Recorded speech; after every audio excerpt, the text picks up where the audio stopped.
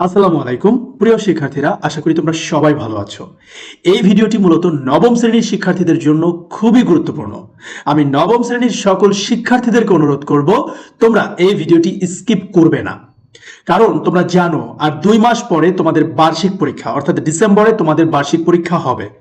যেহেতু ডিসেম্বরে তোমাদের বার্ষিক পরীক্ষা, সেক্ষেত্রে অবশ্যই তোমাদের একটা স্ট্যান্ডার্ড প্রিপারেশন নেওয়া জরুরি।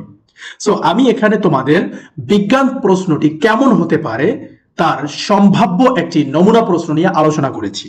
তোমাদের বার্ষিক পরীক্ষার পূর্ণমান 100 থাকবে, সময় 3 ঘন্টা। যেহেতু তোমরা 2025 সাল থেকে আবার সৃজনশীল কারিকুলামে ফিরে যাচ্ছ, সেক্ষেত্রে তোমরা অবশ্যই বুঝতে পারছো যে তোমাদের বার্ষিক পরীক্ষাটা সেই 2025 সালের যে সৃজনশীল কারিকুলাম তোমরা পড়বে তার ধাঁচে হবে এবং বর্তমান কারিকুলামের বইয়ের আলোকী প্রশ্নটি হবে। তোমাদের বহু নির্বাচনী প্রশ্ন থাকবে 30 মার্কের, অর্থাৎ 30টা প্রশ্ন থাকবে, অর্থাৎ 1 থেকে 30 পর্যন্ত এমসিকিউ থাকবে। তোমাকে সেটা কি করতে হবে, অর্থাৎ 3টা ক্রাইটেরিয়ায় থাকবে, অর্থাৎ জ্ঞানমূলক, অনুধাবন এবং প্রয়োগ। এই 3 ক্রাইটেরিয়ার প্রশ্ন তোমাকে সলভ করতে হবে। তারপরে তোমার জন্য থাকবে সংক্ষিপ্ত প্রশ্ন। সংক্ষিপ্ত প্রশ্ন থাকবে 7টা, তোমাকে উত্তর করতে হবে 5টার, টোটাল 10 মার্ক। অর্থাৎ কিরকম, দেখো আধুনিক পর্যায় সারণীতে কয়টি পর্যায় আছে, রাইট? এই টাইপের কোশ্চেন থাকবে তোমার পরীক্ষায়।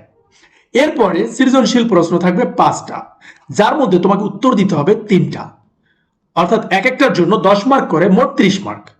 যেমন দেখো, উদ্দীপকের চিত্রটি পর্যায় সারণীর একটি খণ্ডিত অংশ। এখন ক নম্বরে বলা হলো ত্রয়ী সূত্রটি লেখো। খ, বেরিয়ামকে মৃৎক্ষার ধাতু বলা হয় কেন? এরকম 4টা প্রশ্ন থাকবে, জ্ঞানমূলক, অনুধাবন, প্রয়োগ এবং উচ্চতর দক্ষতা।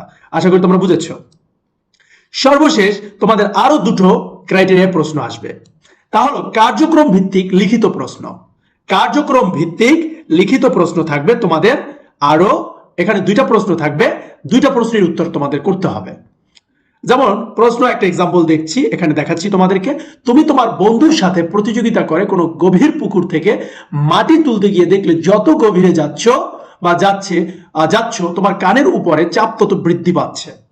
তোমার কি মনে হয় প্রয়োজনীয় ব্যবস্থা ছাড়া গভীর পানিতে ডুব দেওয়ার কানের জন্য ক্ষতিকর? তোমার ভাবনাটি ব্যাখ্যা করো। এভাবে তোমাদের 2টা প্রশ্ন থাকবে, 2টারই উত্তর তোমাকে দিতে হবে।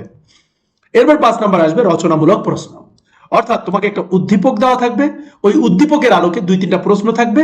এরকম বলতে গেলে অনেকটা সৃজনশীলের মতোই থাকবে।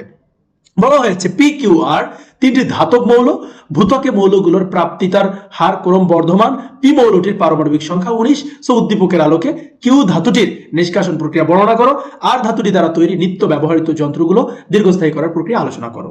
শিক্ষার্থীরা, এই 5 ক্রাইটেরিয়ায় তোমাদের প্রশ্ন হবে। সো আশা করি তোমরা নমুনা প্রশ্নটি পেয়ে সবাই উপকৃত হবে এবং তোমরা সবাই এই প্রশ্নটি সবার মাঝে ছড়িয়ে দিবে, সকল শিক্ষার্থীরা যাতে এটা দ্বারা উপকৃত হয়। সবাই ভালো থাকবে, সুস্থ থাকবে। আল্লাহ হাফেজ।